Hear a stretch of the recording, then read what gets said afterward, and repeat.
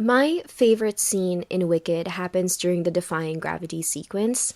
Elphaba, masterfully played by Cynthia Erivo, has just spent the entire song expositing to Glinda, incredibly played by Ariana Grande Butera, why she's choosing to defy the wizard's wishes.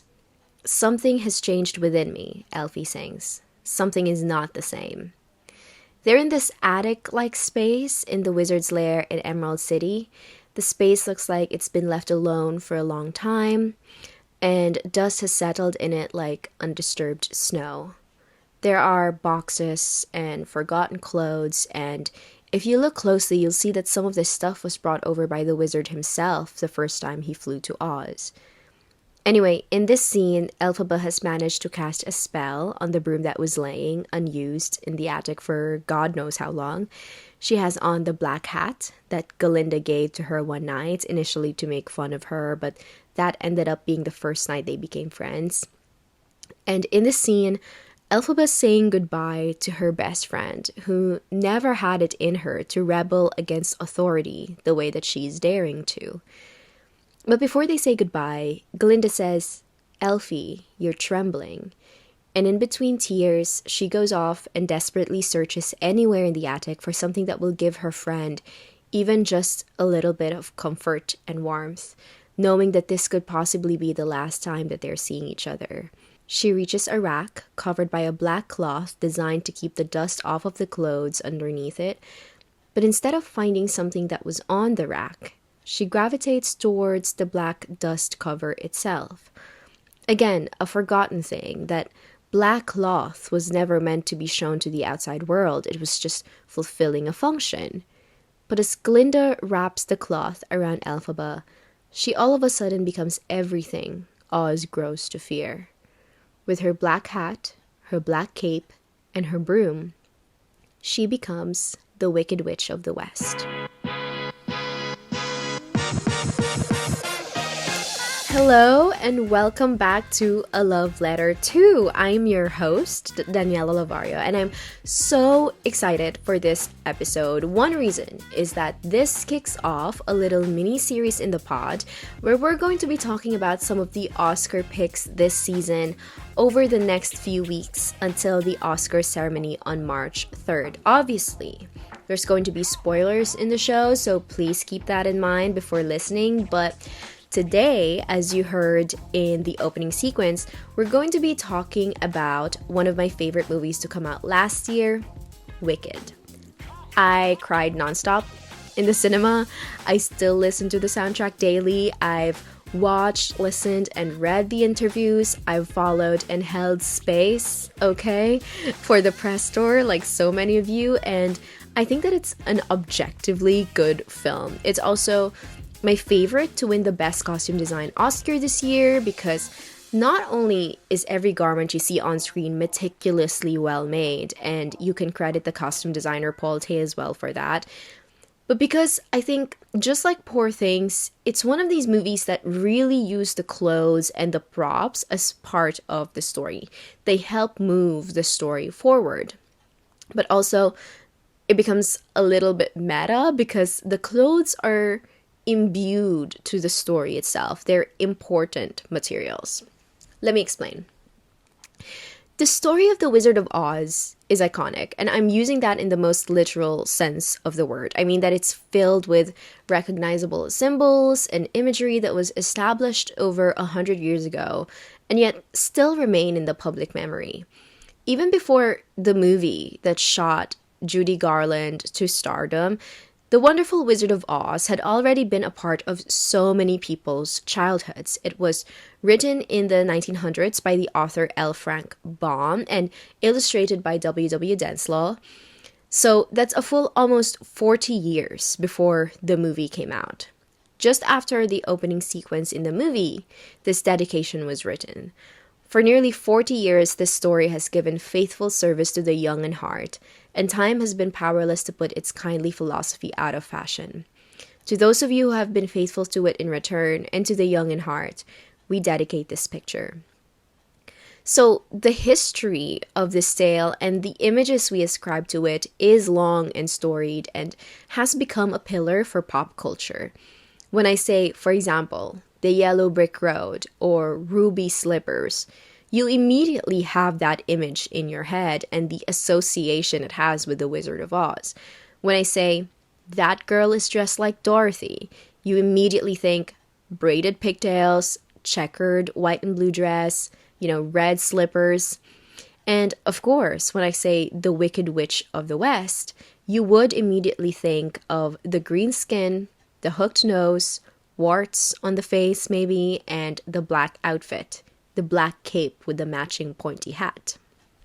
Wicked is essentially a backstory on how the Wicked Witch of the West came to be and her friendship with Glinda the Good Witch. The book was written by Gregory Maguire with illustrations by Douglas Smith and is like approximately 54 shades darker than the musical and therefore the movie. Both, however, unpack the different aspects that have made Elphaba the Wicked Witch. It's a story about friendship, as has been highlighted over and over again by the cast during the press tour, but it's also a story about politics, about propaganda, and about the use of appearance as a tool for deception. These themes were already there from the beginning. There's a whole Wikipedia page of the political readings of The Wonderful Wizard of Oz, which includes interpretations surrounding about monetary policy, which was a huge debate at the time the book was published. Other readings say that there are different social groups that each character represented. For example, the Scarecrow is a representation for farmers, the Tin Man is the steel industry, and the Lion is the military. This political and social undercurrent isn't lost in the movie at all, and it coming out now is actually rather timely. Surveillance is a big theme in the movie. The control of information is another one, and the tactics that the government use to alter the truth for the public is also a huge one. At one point in the film, Jeff Goldblum, who plays the wizard, says, "The best way to bring folks together is to give them a real good enemy." This all sounds rather familiar, does it not? Anyway, all this to say, the clothing in Oz in this movie functions as more than just personal style and personal evolution like they did in the movie Poor Things from the last episode we talked about, for example. They also become tools for influence and manipulation. So let's talk about Elphaba's wardrobe. One of the things that really struck me watching interviews and the press tour around this film is how much thought and intention there was for every aspect of it. Stripping it back to Elphaba's base appearance, obviously Elphaba is played by Cynthia Erivo, a black woman, and she reiterated time and time again her desire to show the character, yes, but not erase the person underneath it. So they went with green skin, obviously, it's integral to the Wicked Witch story, but also micro braids as a callback to Cynthia. And I think also that works when you think about Elphaba as a character who is constantly ostracized for the color of her skin. The green contacts was also very intentional. There was a desire for Cynthia to show that greenness isn't just on Elphaba's skin. It isn't just surface level, that greenness is who she is even on the inside. It's in her eyes and it's even on her nails. If you really look and pay attention to the nails that she has on the film, they're sort of like this green, sort of like blue-greeny color. The freckles were meticulously painted in each day, and they used a template to make sure that the freckles were always in the same position every time they film. The simple black clothing that Elphaba constantly wears is as much of a marker of how different she is as is the color of her skin. Remember how colorful Oz is and how opulent a lot of the people's clothing choices are. The movie from 1939, The Wizard of Oz, was a call to that. Okay, it went from sepia when Dorothy is in Kansas to full Technicolor in Oz. And that was part because it was a new technology at that time, but also a marker for how magical the world is. So Elphaba, being always in simple black frocks, even from when she was younger, is really interesting. It sets her apart from the rest of the world that she's living in. And I think the message evolves here, it's different. It says something different about Elphaba from when she was younger versus to when she was grown. When she was younger, it was a marker of her being marginalized. It was the people around her telling her, you do not belong here. It was the bullies that constantly berated her. It was her father, who I presumed dressed her as a kid, saying to her, even in her clothing, I don't want you here. The black hat that Glinda gives her is a marker of that too. As she grew older and more powerful, we see her choosing still to wear black and dark colors, even though she would have had the option to change her style, to change her outfit. Hell, she was very, very close friends with Glinda. She could have worn the pink. She could have like really tried to fit in. But I think there's the message that goes there from a powerless acceptance of how the people around her have chosen to paint her, to a reclamation, to her saying, yes, I'm different. I stand apart from you because I have the guts to stand up for what is right and you don't. This is then, of course, weaponized against her later on. When Glinda gives her that black cape in the Defying Gravity sequence, it was a symbol of acceptance of who she was on Glinda's part. You know, it was her seeing that Elfie is trembling, that there's this sense of anxiety there, even though Elphaba had said, I'm not afraid, the wizard should be the one who's afraid of me. Of course, she's still trembling because she's about to do something that no other person had ever done before. Nobody had ever defied the wizard before. And she knew, I think, what was about to happen. So Glinda putting that black cape on her, it wasn't to dress her up to be like, you know, a villain in the story. It wasn't intentional like that. It was more so, my friend is trembling. Let me find something to sort of comfort her, to keep her warm. But then that cape is used by Madame Morrible to paint her as a horrific, powerful liar. When she eventually flies to the skies, we see the cape billowing around her in such an awe-inspiring way, and behind her there was a storm brewing. So remember that Madame Morrible's specialty is the control of weather. So here she's painting Elphaba in such a way that made her a lot more menacing than she actually was. She then delivers a message to the citizens of Oz. She says, there is an enemy who must be found and captured.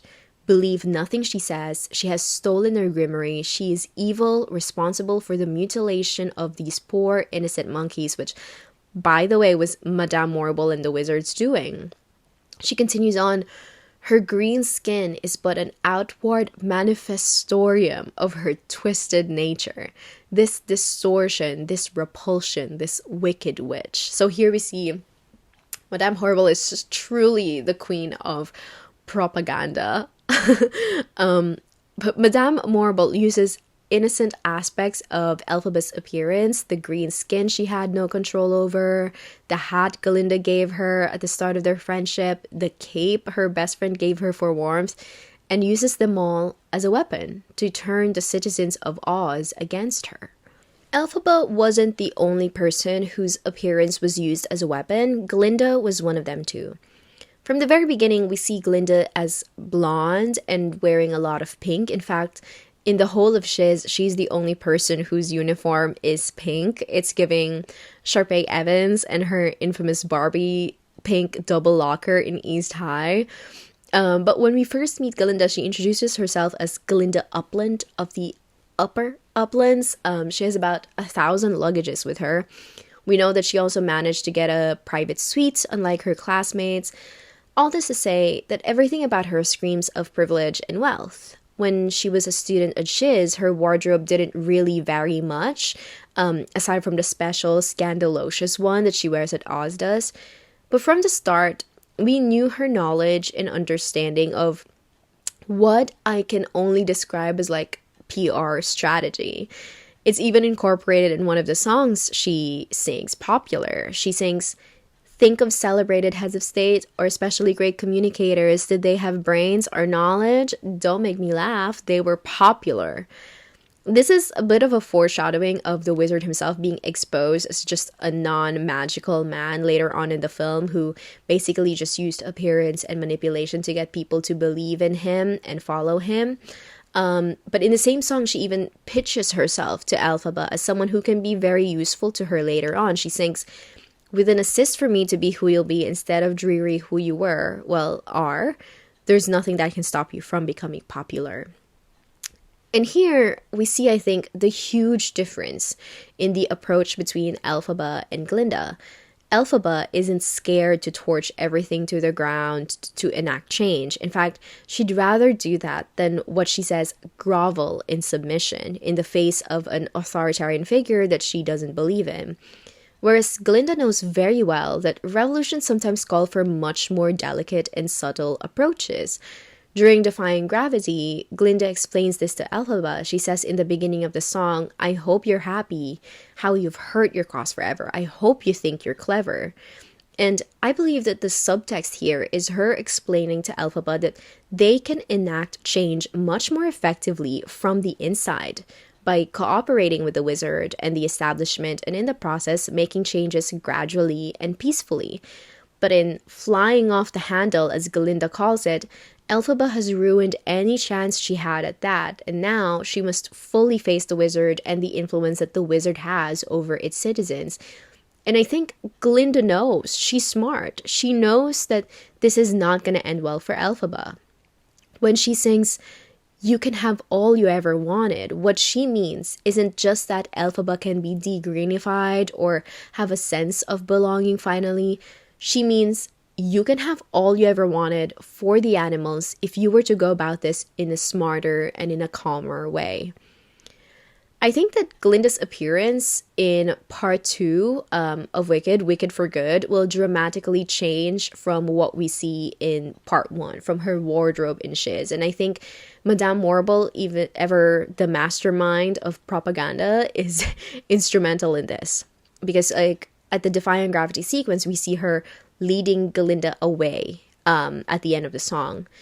And here I think we see she had realized that Glinda could be useful for her. We get a taste of that change in aesthetic then in what is essentially the ending of the story, but we're shown in the beginning of the movie in No One Mourns the Wicked, with her coming down on a bubble and wearing this fabulous glittery pink gown and a tiara, and she has on, she had with her like a magic wand. And at that point of the story, Glinda has become a figurehead of Ozian politics.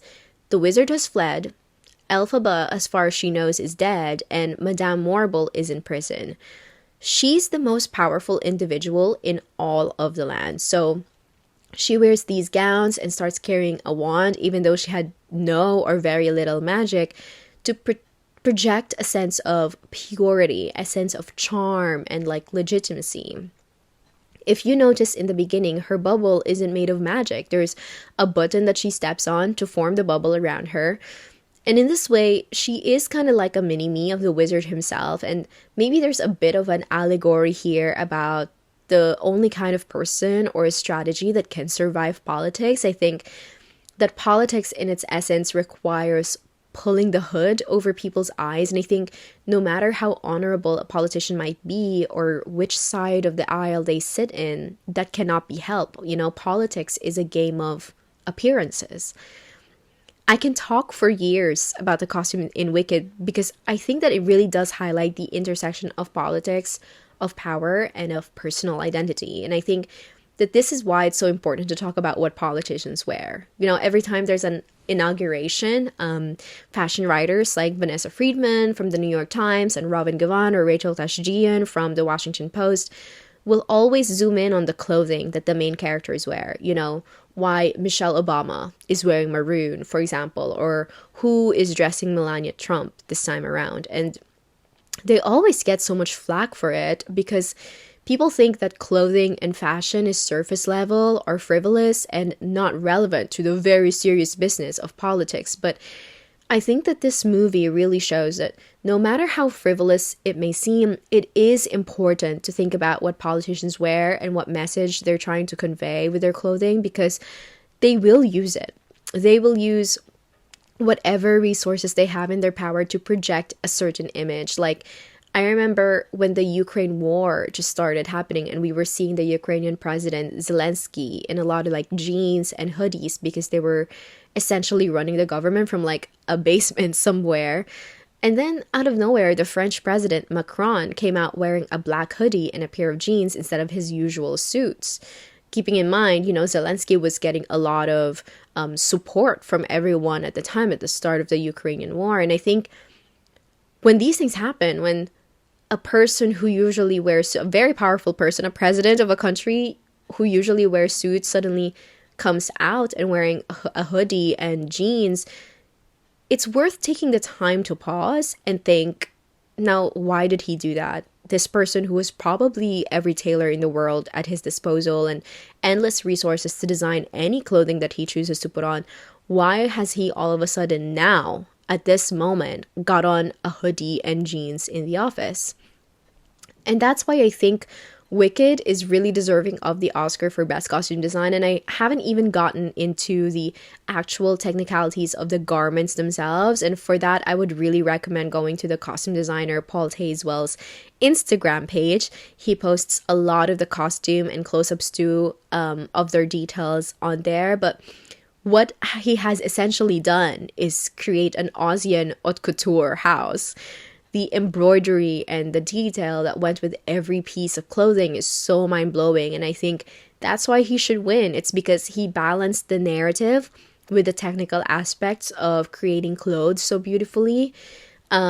And I'm so in awe of his work in this film. And honestly, he constantly spotlights his team, the cutters, embroiderers, tailors, seamstresses, etc. It was truly the work of a village, the costumes that you see in this film.